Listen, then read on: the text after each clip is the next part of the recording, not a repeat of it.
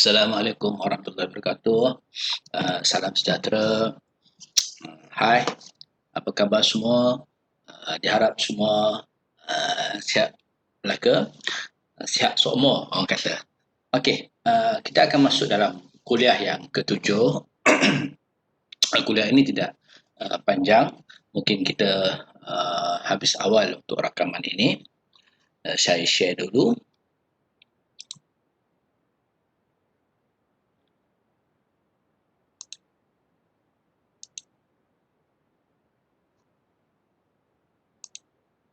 Okey, kuliah yang ketujuh. Kuliah ini berkaitan dengan sistem dan struktur pentadbiran negara. Okey. Kita biasa selalu dengar orang bercakap tentang mengenai negara dengan menggunakan istilah-istilah seperti federalism, kan? Demokrasi. Macam kita orang sebut demokrasi berparlimen. Ini semua istilah ini adalah menyentuh tentang bagaimana bentuk sesebuah negara. Sebab bentuk pentadbiran sebuah negara ini ada banyak jenis. Okay? Kalau ingat dalam kuliah yang awal dulu, yang mula-mula dulu, kuliah yang pertama, kita sudah sentuh secara setar lalu berkenaan dengan sistem kerajaan yang ada di dunia. Okay? Ada monarki, ada autokratik dan lain-lain lagi. Jadi kuliah kali ini fokus kita ialah tentang bentuk pentadbiran negara kita. Okey, berdasarkan sejarah, sistem pentadbiran kerajaan dulu kala adalah mengikut acuan masyarakat setempat tanpa dipengaruhi dunia luar. Sebenarnya agak sukar untuk kita membuat satu bentuk pentadbiran di luar keterbiasaan kita. Okay. Jika berlaku demikian, kita buat pentadbiran yang bukan dalam budaya kita, dan kebanyakannya akan mengundang kepada bantahan daripada masyarakat tempatan. Sebagai contoh mudahlah, biasanya penjajah akan cuba membawa ideologi atau corak pentadbiran yang asing di tempat yang dijajah. Pastinya akan berlaku bantahan. Di tempat kita contohnya, British cuba bawa Malaysian Union, akhirnya ditentang oleh orang kita. Itu baru sedikit. Sebab itulah budaya setempat yang mewarnai kehidupan di kawasan tersebut akan diambil kira dalam membentuk sesuatu pentadbiran yang hendak dilaksanakan. Sebab itu ini adalah benda yang biasa, yang normal dalam kehidupan kita. Kita terima benda yang biasa. Okay. Pentadbiran negara kita pun tidak terkecuali mengambil kira setiap elemen yang ada dalam membentuk pentadbiran ini. Okay. Kita mengambil contoh zaman Kerajaan Melayu Melaka yang mempunyai 3 elemen penting dalam pentadbiran, iaitu Sultan, Pembesar berempat dan Rakyat. Okay. Sangat jelas bahawa yang tertinggi adalah Raja atau Sultan. Ketua tertinggi, kan? Okay. Pelaksanaan atau pegawai yang melaksana adalah pembesar. Yang diperintah atau yang dijaga adalah rakyat. Ini hierarki kita. Okay. Ini jelas. Walaupun ini adalah hierarkinya, tetapi secara umumnya turutan yang ada dulu diguna pakai dalam konteks kini. Okay. Memanglah dia tidak sama 100%. Bahkan kita punya peranan pun dah berubah secara dasarnya, tapi beginilah bentuknya. Macam dulu kan, rakyat dulu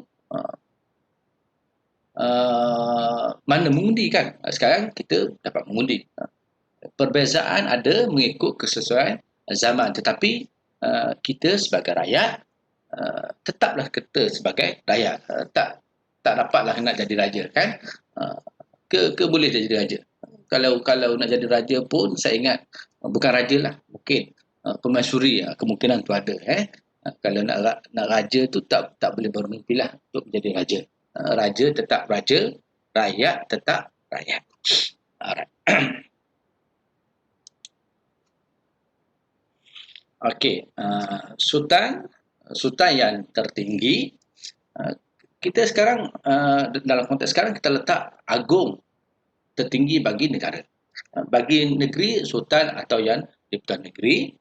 Kalau dulu sultan ni kita lihat sangat tebal, imun, raja ini keimunannya sangat tinggi. Ibarat kata apa ni? Kata-kata raja itu adalah undang-undang yang tegas, tak boleh disanggah. Tetapi dalam konteks sekarang, apa ni, dunia sudah terbuka, agung atau sultan ini tidak lagi kebal seumpama dulu. Jika raja buat salah, mereka juga boleh dihadapkan di mahkamah, iaitu di mahkamah khas untuk raja.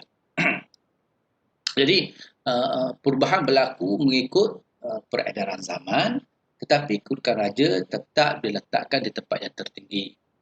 Okey, kalau dulu ada pembesar 4 lipatan, iaitu bendahara, penghulu bendahari, temenggung dan laksmana. Senang untuk kita faham adalah mereka ini pegawai yang tertinggi. Jadi ini sudah menjadi satu tradisi bagi masyarakat kita. Ada pegawai, tetapi pegawai ini tidak boleh melepasi daripada sultan. Dalam konteks sekarang, mungkin pembesar 4 lipatan ialah tidak sesuai lah kalau kita nak buat dalam konteks sekarang. Jadi dengan perkembangan semasa dan juga perubahan-perubahan seperti wujudnya konsep demokrasi yang ada sekarang ini, maka pegawai ini ditukar peranannya. Ada yang menjadi Perdana Menteri, kalau Penghulu Bendahari itu mungkin Menteri Kewangan. Kita adanya sekarang ada Ketua Polis, Ketua Tentera dan sebagainya lain lagi lah. Cuma nak bagi tahu bahawa konsep dari dulu masih lagi ada, tetapi disesuaikan dengan keadaan semasa. Okay. Penerimaan dalam konteks moden ini boleh diterima. Kalau contoh kita buang semua ini, kita buang semua ini, kita tukar jadi kerajaan macam negara China atau Korea. Okay.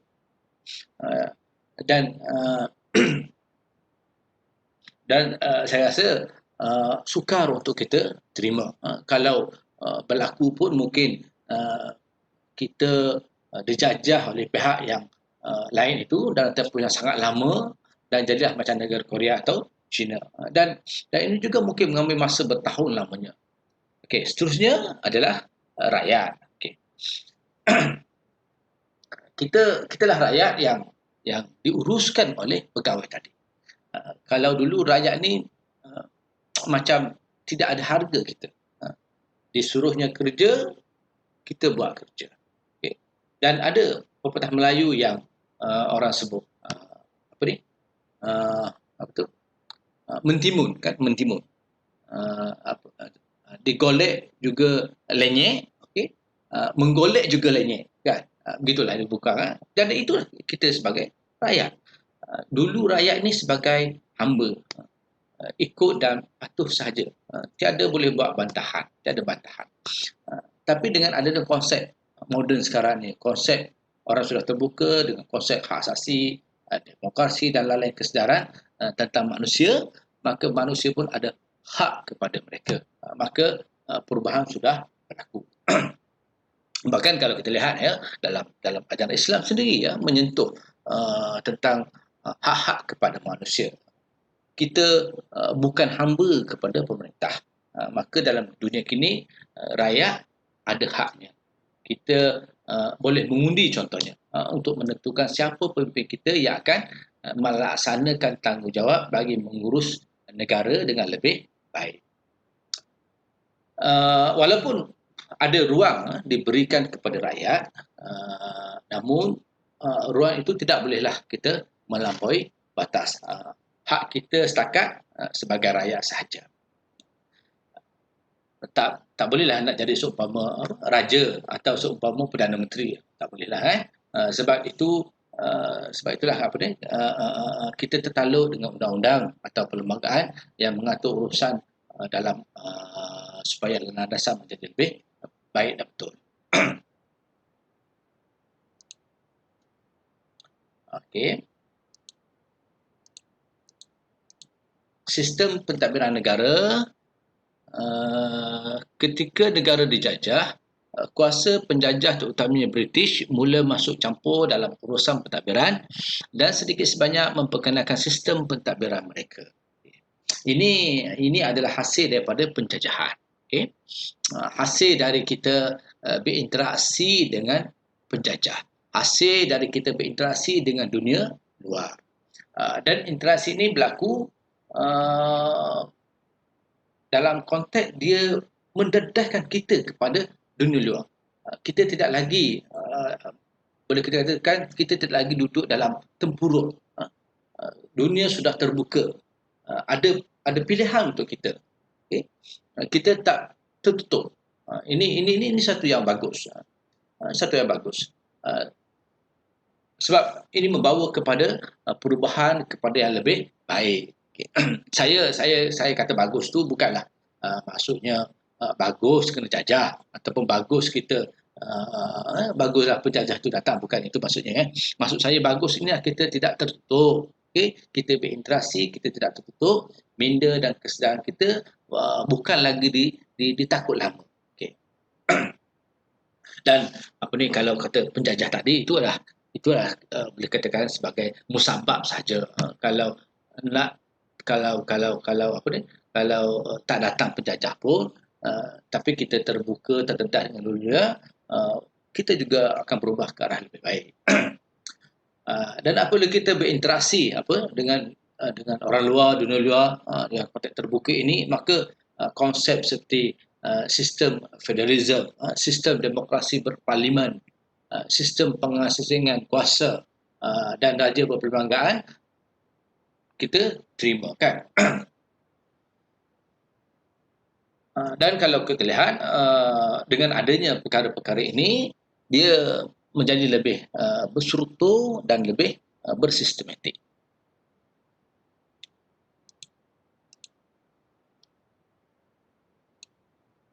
Kita tengok konsep federalism atau persekutuan, apa yang ada pada konsep ini. Satu-satunya sistem politik yang diwarisi dari penjajah British. Sepelik, kan? Okay. Malaysia menggunakan sistem ini kerana faktor sejarah negara. Kalau kita lihat, memang benar penaklukan oleh kuasa besar dulu dalam rantau kita. Contohnya Palembang, Majapahit, hatta Melaka itu sendiri. Sebagai kuasa besar, memang jelas mereka menguasai semua wilayah di bawahnya dan tertakluk kepada kuasa ini. Sebab kita ambil contoh Melaka. Melaka banyak negeri atau wilayah yang dikuasainya, kan? Jadi negeri atau wilayah yang dikuasai akan tunduk kepada negeri Melaka. Jadi ini maksudnya. Okey. Okey, nombor satu bentuk. Okey, disebutkan nombor satu kan? Disebutkan suatu bentuk pemerintahan yang mempunyai kerajaan pusat yang mewakili kuasa-kuasa terhadap wilayah atau negeri yang terdapat di dalamnya. Okey, ini jelas kan? Okay. Betul lah maksud tadi. Dalam konsep federalism secara umumnya tidak diwarisi oleh penjajah sebab konsep umumnya negara pusat atau negara menguasai dan akan mewakili terhadap wilayah di dalam. Okay. Cuma adalah perubahan-perubahan dari sudut undang dan sebagainya bagi memaskini konsep federalism untuk disesuaikan dalam konteks semasa. Baik. Nombor dua, dari sudut keputusan, kerajaan pusat dan negeri boleh bekerjasama ketika proses membuat keputusan. Dari sudut hubungan luar, kerajaan pusat boleh mewakili negeri atau wilayahnya. Okey, dalam hal ini ada perkara-perkara yang perlu rundingan antara kerajaan pusat dengan kerajaan negeri. Maknanya bidang kuasa yang tertentu juga mempunyai hak kepada kedua-dua belah pihak. Okay? Dan satu lagi dalam konteks yang melibatkan kerangka besar. Okay? Contohnya dalam konteks hubungan luar akan diuruskan oleh Kementerian Luar. Yang yang mana itu ada urusan yang diuruskan oleh pihak kerajaan pusat. Kalau katalah kerajaan negeri urus juga hubungan luar ni, dia akan jadi jam lah kan. Kita ada 13 luar negeri. Semua bagi pandangan yang berbeza dalam satu isu contohnya. Berhubung dengan negara hal-hal luar ini. Jadi dia boleh merosakkan kan, bercelaru. Tidak ada kata sepakat yang kukuh, tidak ada pandangan yang kukuh. Okey, secara ringkas dalam negara federalism, kerajaan pusat bertindak sebagai ketua terhadap beberapa wilayah atau negeri yang berada di dalamnya. Betul lah ya. Federalism ni kuasa memusat asasnya. Tetapi ada benda yang tidak boleh dikuasai oleh pusat atau kerajaan persekutuan sepenuhnya. Sebab itulah kerajaan pusat ini dalam konteks ini dialah sebagai ketua bagi mewakili seluruh negeri yang bernaung di bawahnya. Sebagai contoh, Malaysia, kerajaan pusat terletak di Putrajaya. Putrajaya boleh diibaratkan sebagai ketua kepada 13 buah wilayah atau negeri di bawahnya. Ini jelas kan. Dan kita fahamlah apa yang dikatakan konsep federalism ini.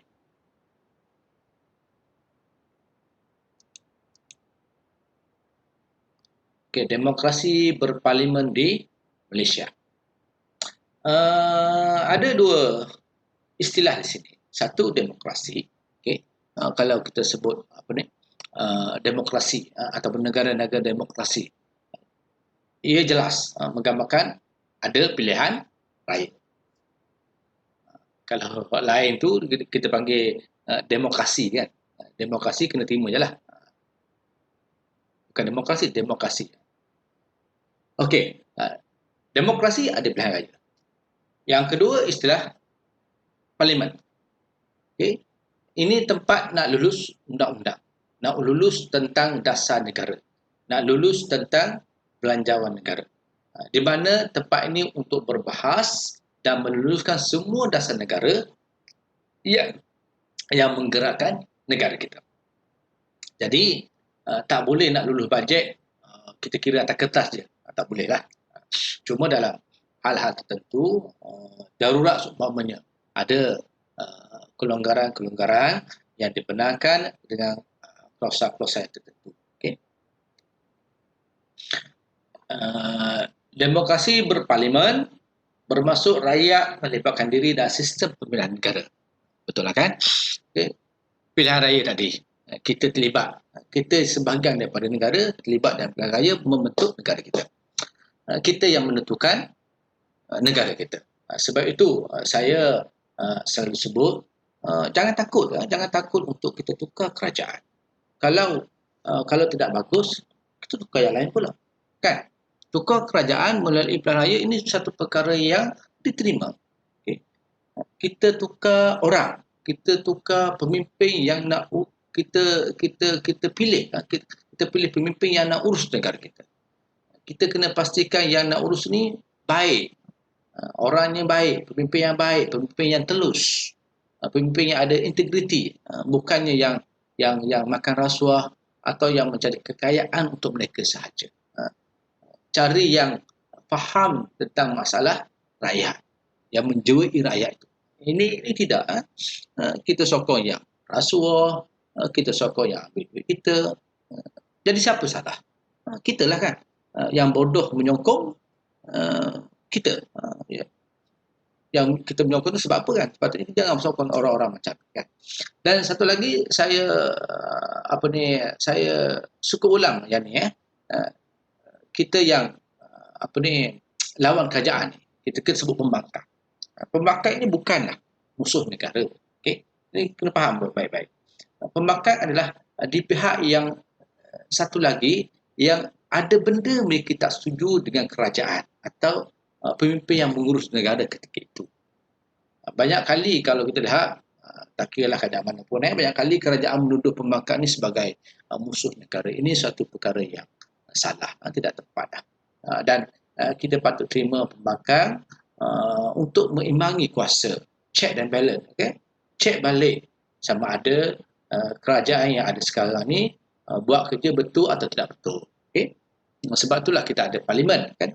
Tepatnya untuk kita berbahas di situ.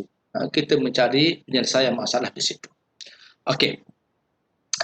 Nombor dua, raja-raja pula menjadi bukan lambing tu. Raja pula menjadi lambang tak setia rakyat. Okey. Di negara kita, raja sebagai simbol perpaduan. Raja kenalah adil. Okey. Raja tidak boleh memihak. Raja tidak terlibat dalam pilihan raya. Okey. Jika raja dapat cenderung kepada pihak satu pihak, maka ini sudah tidak betul lah. Jadi itu jelas peranan seorang raja. Nombor tiga, melalui sistem ini rakyat berpeluang membentuk kerajaan. Rakyat bebas memilih perwakilan melalui pilihan raya. Ini yang saya terangkan tadi, kan. Sepatutnya pilihan raya kita kena telus. Okay? Macam contohnya, macam tarikh pilihan raya kita tidak tetap. Bagi saya, ini tidak bagus. Sepatutnya kita tetapkan tarikh pilihan raya seumpama yang ada di negara-negara barat, di US baru ni, kan, dia dah tetap pilihan rayanya. Itu sangat bagus. Patutnya kita pun sama lah. Kita sudah lama demokrasi, dah lama merdeka. Sepatutnya kita tetapkan tempoh dan masa untuk pilihan raya. Okay? Amalan yang ada sekarang ni tidak bagus, di mana dia banyak menguntungkan kepada parti yang memerintah. Ikut suka dia bila nak buat pilihan raya, kan. Sebenarnya perkara ini sudah ramai ahli parlimen menyuarakan asrat ini. Saya ingat yang terakhir adalah YB Speaker kita, Datuk Azalina, menyuarakan pandangannya supaya ditetapkan tarikh pilihan raya. Okay. Saya ingat kalau dulu dalam Pakatan Harapan ramai menyuarakan benda ini. Dan saya kira kalau akan datang kita boleh tetapkan tarikh pilihan raya, ini satu perkembangan yang sangat baiklah. Okey. Nombor 4, dalam pilihan raya, rakyat berhak menyokong, mengekal atau menukar kerajaan yang sedia ada dalam proses pengundian pilihan raya. Ini adalah hak kita.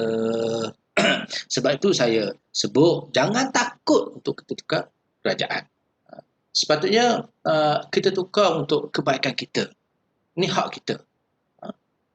Jangan setakat boleh duit RM50, boleh baju selai, boleh kain plekat sedikit, kita pun sokong pemimpin itu. Tak guna tu, kan. Salah cara tu. Okay. Kita perlu tengok pandangan kita perlu tengok jauh ke depan. Tengok kesan jangka panjang. Boleh nampak, kita boleh nampak mana pemimpin yang baik atau pemimpin yang tidak baik. Dan satu lagi saya tak sebut lah. Satu, kita jangan taksub. Jangan taksub dengan pemimpin. Okay. Jangan taksub dengan parti. Pemimpin ni orang biasa dan tak lari daripada buat salah. Kalau jelas mereka buat salah, kita buang, pilih yang lain. Ini tidak. Pemimpin kita buat salah, kita pun diam. Pemimpin yang bertentangan buat salah, kita pun bising. Ini benda yang tidak betul. Kita tidak ada integriti lah di situ. Okay? Parti pun sama. Parti ni kena faham baik-baik. Parti ni orang buat parti. Parti ni bukan turun dari langit. Parti ni orang buat. Parti bukan agama. Okay? Walaupun nama parti bunyi macam nama agama, tetapi tetap bukan agama. Dalam Islam disebut, kalau bab politik lah. Okay? Dalam bab politik, politik ni adalah benda yang khilaf. Benda yang pandangan yang pelbagai. Orang sebut satu istilah lagi, benda yang bukan qat'i, benda yang bukan hakikat. Bukan begitu. Sebab itu dalam Islam, kalau kita lihat dalam sudut politik, ada pelbagai bentuk kerajaan. Kalau kita pergi Arab Saudi contohnya, kerajaan di sana bukan kerajaan demokrasi berparlimen macam kita, kan? Dia lebih pada kerajaan yang bersifat sistem monarki. Di Brunei 100% Islam pun sama. Di Kuwait, di Malaysia ramai Islam pun sama. Maksudnya sistem pemerintahan ada pelbagai. Islam menerima dalam konteks yang pelbagai itu. Cuma yang paling penting ditekankan oleh Islam ialah keadilan. Keadilan mesti ditegakkan. Okay? Adil dan sama. Pemimpin itu adalah pemimpin yang baik. Jadi kalau pemimpin buat salah, katakan salah. Ini tidak. Kita jadi taksub kepada pemimpin. Jadi jangan jadi taksub. Taksub itu memperbodohkan kita. Menjadikan kita lebih bodoh. Berhujahlah dengan baik. Dan itulah cara yang terbaik sekali. Okey, ada lagi kan? Nombor 5. Nombor 5, Perlembagaan Malaysia menjadi garis panduan sistem pemerintahan demokrasi berparlimen di Malaysia. Okey, jadi dalam sistem demokrasi berparlimen, kita letakkan perlembagaan itu sebagai undang-undang tertinggi untuk jadi panduan. Okay, rujukan utamanya di situ. Sepatutnya semua pihak mesti wajib berpegang kepada perlembagaan tersebut. Alright. Ciri-ciri negara demokrasi berparlimen. Okay. Perlembagaan. Raja berperlembagaan. Okay. Raja pun kena ikutlah perlembagaan. Okay. Parlimen, pilihan raya, kuasa memerintah, parti politik dan kebebasan asasi. Ini semua kita dah sebutkan secara detail ataupun sudah lalu. Cuma satu saya nak sebut adalah kuasa pemerintah. Kuasa pemerintah ini terutama dalam konteks kerajaan yang ada sekarang. Orang selalu sebut GOD, God. Apa God? Government of the Day. Okay, Government of the Day. Sekarang ni Government of the Day adalah Kerajaan Perikatan Nasional. Jadi kalau contohnya pejabat awam dan orang lain pun samalah, kita kena patuh kepada kerajaan yang telah dipilih. Tak kira lah pilih pilihan raya ke, pilih cara ke belakang ke, nombor 2. Yang penting kerajaan ada sekarang. Kita kena patuh. Jangan kita tidak setuju. Okay. Terutama kepada pegawai kerajaan.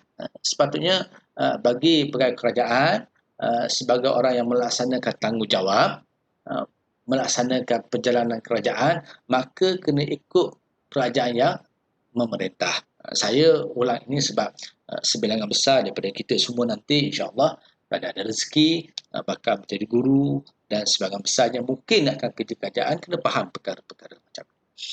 Contohnya contohlah, okey, contoh apa ni, katakan dia parti, dia sokong parti PH senang, parti Pakatan Harapan contoh. Kerajaan sekarang dah tukar jadi kerajaan PN, Perikatan Nasional. Walaupun ialah kerajaan ini sekarang ni tidak menang pilihan raya, tapi dengan cara lompat parti dan sebagainya ini jadi suka tak suka kita kena patuh pada arahan kerajaan PN. Jangan pula tak buat kerja atau sabotaj kerajaan yang memerintah sekarang. Ini satu benda yang tak betul lah. Sebab tu saya ulang, kita jangan taksub. Kita ikut undang-undang. Tak suka, kita tukar melalui pilihan raya. Itulah kuasa yang ada pada rakyat. Okey. Struktur parlimen, panjang lah. Nanti awak bacalah ya yang ni. Saya tak kupas panjang. Penerangan yang ada tu pun saya rasa dah jelas tu. Kita tengok sikit. Okey, parlimen ada 2 dewan. Satu kita sebut Dewan Negara, yang ni senator. Okey. Kedua Dewan Rakyat. Biasanya Dewan Negara perbahasannya tidak gempar lah sangat, tidak hebat sangat lah perbincangannya, dan biasanya juga apa yang diluluskan di peringkat Dewan Rakyat, apa yang diluluskan di peringkat Dewan Rakyat akan diluluskan oleh Dewan Negara. Sebab ahli Dewan Negara kebanyakannya adalah pilihan atau dipilih dari parti yang menang, wakil negeri, wakil parti dan sebagainya.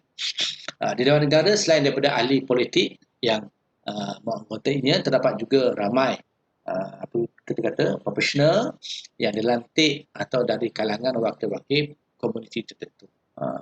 Kalau perasan baru ni contohnya OKU kan, dilantiknya siapa nama? Wan Adibar Aziz. Okey, beliau ni dulu pernah jadi pembaca TV3, dia sihat lah. Lepas tu dia, saya tak tahu dah ingat sama ada dia sakit ataupun dia accident, saya rasa sakit rasanya. Dia dah tak boleh berjalan, dia pakai kursi roda dan jadi OKU. Dan sekarang Kerajaan Perikatan Nasional telah lantik dia sebagai senator bagi mewakili orang paya. Okay. Di Dewan Rakyat pula ada 222 orang ahli yang dipilih melalui pilihan raya. Pada ketika inilah 222 orang ahli. Mungkin pada masa hadapan kawasan pilihan raya itu berubah dan nomornya dia akan bertambah lagi mengikut kesesuaian atau keperluan semasa. Tak boleh lah kan kalau Kuala Lumpur contoh. Walaupun kawasan kecil tapi dia terpaksa menanggung ahli ataupun yang mengundi itu ramai. 40,000, 80,000 contohnya. Sedangkan mungkin boleh dibagi kepada dua untuk kita mengurangkan beban tanggungan sebagai seorang ahli parlimen. Banyak indikator, banyak sebab mengapa tambahan kepada kawasan pilihan raya. Okey. Umur kelayakan untuk jadi apa ni? Wakil rakyat mesti berusia 21 tahun. Ini jangan salah faham ini kelayakan bagi menjadi YB wakil rakyat. Tapi untuk kita yang mengundi sudah layak kepada umur 18 tahun. Bukan calon. Kita ni tukang pilih calon. Okay. Alright. Pilihan raya umum. Yang ni bacalah ya. Cuma kita di Malaysia ialah bagi saya lah kita agak ke belakang, terkebelakang. Masih cara dan corak lama. Masih kita pilihan raya tak apa poster kan. Malam-malam tak apa poster kan. Pasang bendera besar. Main dengan buluh lagi. Ini bagi saya gaya lama lah. Gaya membazir. Sangat-sangat membazir. Penuh atas jambatan dengan bendera. Tak tahu sebab. Orang dah tahu dah parti tu kan. Tak perlu letak bendera dan sebagainya. Bukan bendera nak mengundi yang nak mengundi kita. Dan sepatutnya bagi negara yang demokrasi macam kita. Yang tadi yang pasang bendera itu satu pembezaan. Kita sepatutnya gunalah saluran-saluran yang lebih baik, yang lebih munasabah, yang lebih telus kepada pilihan raya ini. Kan? Contohnya gunalah TV. Guna TV sepenuhnya. Kempenlah dalam radio 24 jam. Dalam TV kempen 24 jam. Bagi saluran khusus. Kan? Buat debat live dalam TV. Buat perbahasan dalam TV. Okay? Nyatakan manifesto kita dalam TV. Biar jelas, biar orang tahu, biar orang dapat nilai. Kemukakan calon Perdana Menteri kita. Puak ini calon, puak ini ada calon dia, berdebatlah dalam TV. Itu baru kita menilai secara jelas. Itu demokrasi. Banyak ruang yang boleh menjimatkan kita. Kan? Sangat jimat. Tapi kita tak buat macam tu. Jadi, ialah, fikir sendiri. Kenapa? Kan? Demokrasi. Patutnya dah berubah banyak lah. Okey, yang tu bacalah ya. Sistem pengasingan kuasa di Malaysia. Okey. Dalam sistem pemerintahan di Malaysia terdapat 3 buah badan utama, iaitu Badan Pentadbiran yang mengurus yang mengurus atau tugasnya untuk mentadbir negara. Badan Perundangan yang tugasnya mengubah undang-undang, dan terakhir Badan Kehakiman Judiciary yang melaksanakan undang-undang. Okay. Dan kewujudan 3 badan ini dikira standard lah ya bagi negara-negara moden macam negara kita. Okay. Kita tengok catatan ni. Kita kupas kat sini lah benda sama je tu. Tertinggi agunglah Majlis Raja. Sebab itu dalam kita kata dalam hal-hal tertentu perlu kepada persetujuan Majlis Raja-Raja, khususnya dalam hal-hal yang berkait dengan unsur-unsur tradisi. Okey, baru ni ada orang tanya. Ada orang tanya saya, kan apa ni, Perdana Menteri nak buat darurat. Putusannya ditolak. Okey, sebelum putusan ditolak, Agung telah panggil raja-raja dalam Majlis Raja-Raja, dan ada dua soalan. Perlu ke Agung panggil raja? Perlu ke Agung panggil kumpul raja-raja untuk bincang soal ini? Dari satu sudut undang-undang atau keperluan, ia tidak perlu. Okay, ia tidak perlu. Tetapi Agung nak panggil juga, itu adalah haknya. Mungkin kita kata Agung nak minta pandangan. Tak ada masalah. Tapi keperluan tidak perlu.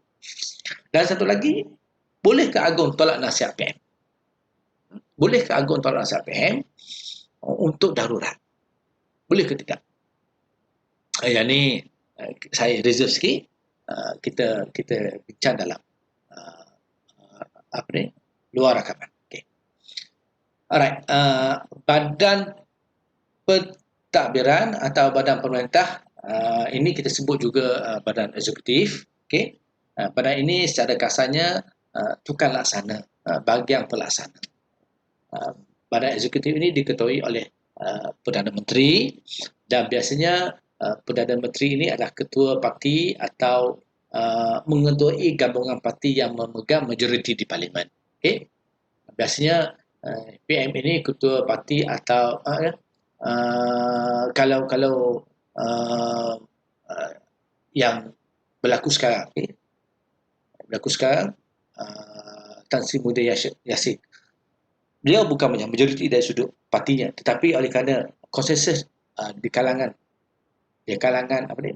gabungan parti, beliau diangkat menjadi Perdana Menteri. Bolehlah. Okey. Kemudiannya disokong dengan jemaah menteri yang mewakili setiap kementerian dan jabatan-jabatan di bawahnya. Okay. Yang ini berada di dalam badan pentadbiran. Kemudian badan kehakiman. Badan salah ni. Ini badan perundangan legislatif. Saya tertukar ni. Badan ni badan perundangan. Ini badan kehakiman judiciary. Tertukar ni. Silap letak ni. Okey, tak apa. Badan perundangan ni yang salah. Badan perundangan legislatif ini memiliki kuasa menggumbal undang-undang, persetujuan dan juga negeri-negeri di bawahnya. Okey. Iaitu dibahaskan di Dewan Negara dan Dewan Rakyat yang kita sebut tadi lah, Parlimen. Jadi Parlimen ini adalah badan kuasa perundangan legislatif bagi persetujuan untuk membuat undang-undang. Cukai-cukai semua dibahas, diluluskan di situ. Makanya badan perundangan, badan kehakiman, ni silap ni, badan kehakiman. Hakim-hakim dilantik mempunyai kuasa mentafsir dan melaksanakan undang-undang dengan kuasa yang diberikan kepada mereka. Okay. Cuma nak malu sini ialah mahkamah di negara kita mempunyai kuasa yang besar, terhadap badan perundangan dan kuasa eksekutif. Tadi saya duduk belek-belek nota. Saya ada jumpa satu benda saya nak baca kat sini. Ini berkait dengan badan kehakiman. Kuasa badan kehakiman. Pertama, dia mempunyai kuasa mentafsirkan perlembagaan negara. Kedua, dia mempunyai kuasa mentafsir suatu undang-undang. Ketiga, ia mempunyai kuasa mengisytiharkan satu undang-undang bertulis persetujuan dan negeri. Keempat, ia mempunyai kuasa mengisytihar suatu tindakan kerajaan sebagai tidak sah di sisi undang-undang. Itu kuasa yang diberikan kepada badan kehakiman. Okey. Dan mahkamah ini ada pelbagai lah. Ada Mahkamah Agung, Mahkamah Rayuang, Mahkamah Tinggi dan sebagainya. Jadi secara umumnya undang-undang ditegakkan adalah untuk memberi keadilan kepada masyarakat. Okey, sistem raja berperlembagaan. Raja berperlembagaan umumnya bermaksud sistem raja mengikut peraturan perlembagaan iaitu Perlembagaan Malaysia. Dalam hal ini ada dua institusi yang perlu kita tahu iaitu Yang di-Pertuan Agong dan Majlis Raja-Raja. Sistem ini yang mana raja menjadi ketua negara dan perlembagaan menjadi undang-undang tertinggi. Jadi Agong pun tak boleh melepasi perlembagaan. Tadi pun saya dah baca tulisan ni cuba faham tulisan daripada pakar perlembagaan iaitu Profesor Jayung. Ini penerangannya saya baca dengan baik. Okey. Dalam konteks ini pandangannya. Dalam konteks demokrasi moden dan Malaysia, raja berperlembagaan adalah semata-mata lambang kerajaan dan baginda tidak mempunyai kuasa sebenar daripada segi apapun. Okey. Namun demikian, jawatan ketua negara adalah cukup untuk memastikan bahawa baginda mempunyai pengaruh besar di dalam kerajaan. Oleh yang demikian, kuasa sebenar pemerintahan terletak pada Perdana Menteri, iaitu Ketua Jemaah Menteri yang memberi nasihat yang mesti diterima oleh baginda. Okey, jelas Jadi, ini jelas peranan agung atau kedudukan agung. Okey. Agung yang dipilih dalam kalangan raja ni daripada majlis raja-raja ni akan memegang jawatan agung selama 5 tahun. Dan pilihan dibuat oleh majlis raja-raja. Kalau sekarang Sultan Abdullah dari Pahang itu agung ke 16. Okey, agung ke 16. Timbalan pula adalah Sultan Nazrin dari Perak.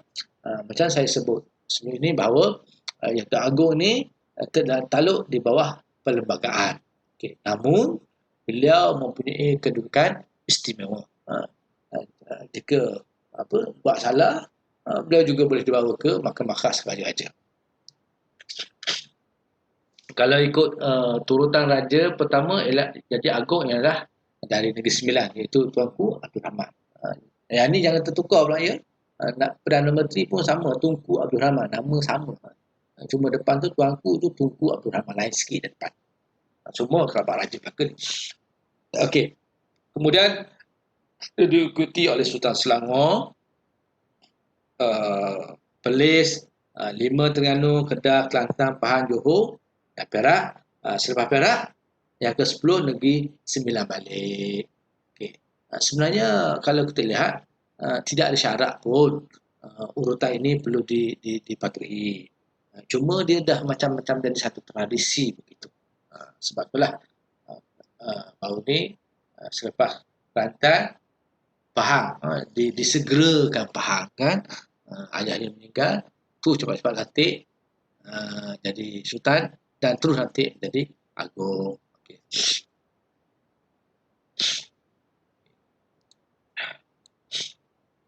Ini pula maklumat berkaitan Parlimen, boleh baca lah ya. Saya suka cadang kepada pelajar saya, anda semua, buatlah lawatan ke Parlimen. Pergi tengok, pergi dengar sendiri ahli Dewan Rakyat ni berbahas. Namun kalau sekarang tak boleh lah kan, COVID, nanti sudah reda COVID, pergilah buat lawatan. Saya sendiri pun banyak kali pergi sana, kita ambil pengalaman, kita tengok suasana, barulah kita faham bagaimana suasana orang berbahas tu. Ini suasana Dewan. Okey. Ini ahli kabinet terkini. Ramai menteri kita ada berapa? 30 berapa? 31, 22. Ramai menteri. Negara kecil ramai menteri. Ada-ada kita rasa rugi jugalah kan. Kita boleh jimat banyak duit dengan mengurangkan berjuta-juta boleh jimat duit untuk mengurangkan kementerian yang ada. Kalau saya ingat baru-baru ni pun kerajaan PH buat benda bagus bagi saya lah. Menteri Kementerian Tenaga apa ni, tenaga teknologi sains apa ni alam sekitar apa benda kan, Low Benji ke apa, dia pegang satu kementerian, satu menteri. Okey, tetapi kat Jaya sekarang ni PN dia ubah, pecah kepada tiga menteri, tiga kementerian. Okey, jadi saya rasa kurang bagus, sebab kita dah rugi. Kalau kita buat satu kementerian kita dah jimat berjuta-juta di situ, tapi tak boleh lah kan, sebagai pejabat awam kita mesti patuh kepada government of the day. Okay. Baik. Okay. Dan kalau kita lihat negara maju pun, menterinya tak ramai lah dah kita ni, tapi nak buat macam mana kan, itu kuasa yang ada pada Perdana Menteri. Dia pilih kabinet, itu kabinetnya terpulanglah kepada dia. Okey, ini habis dah. Ini gambar yang agung, yang pernah jadi agung. Boleh tengoklah ya. Okey, saya ingat itu saja. Saya berakhir di sini. Panjang pula rasanya. Jumpa lagi dalam kuliah soal jawab. Bye-bye. Terima kasih. Assalamualaikum warahmatullahi wabarakatuh.